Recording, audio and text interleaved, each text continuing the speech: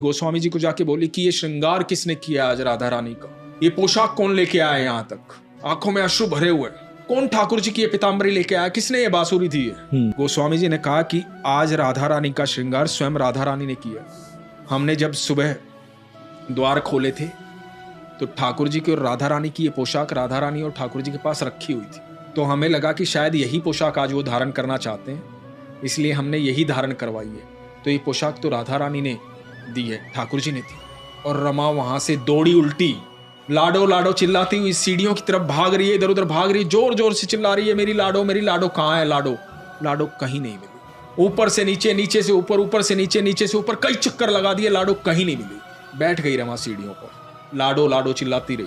वो जो रमा के साथ महिलाएं आई थी सबने समझाया उसे, उसने कहा अरे मैंने देखा है राधा को, मेरी लाडो रानी रोज मुझे ऊपर लेके गई है, मैंने देखा है उसे।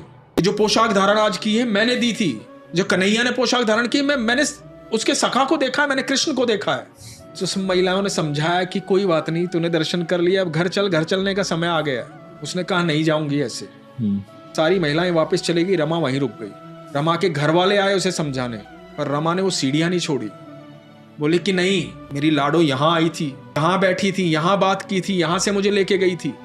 अब सबको बता रही थी अरे मैंने ये पोशाक दी थी, मैंने श्रृंगार का सामान दिया था, मुझसे ऐसे मांगा था उसने, मुझसे ऐसे कहा था उसने, सखा को लेके आई थी, मुझसे ऐसे कहा था, मुझे कहा था मैं राधाष्टमी में पहनूंगी, पहनी उसने। लेकिन सब पागल कहने लगे रमा को, धीरे धीरे सब पागल कहने लगे उसे। किसी को वो बातें समझ में नहीं आ रही थी, क्योंकि इन बातों का अनुभव सिर्फ रमा को था, वो सच सिर्फ रमा जानती थी। बताया जाता है कि 30 साल तक रमा रोज सीढ़ियां चढ़ती थी और उतरती थी, राधा राधा लाडो लाडो चिल्लाती हुई आती थी और जाती थी, राधा राधा राधा राधा। 30 साल के बाद थकी हारी परेशान सी राधा राधा कहती हुई सीढ़ियों पे चढ़ रही थी कांपते हुए पैरों से।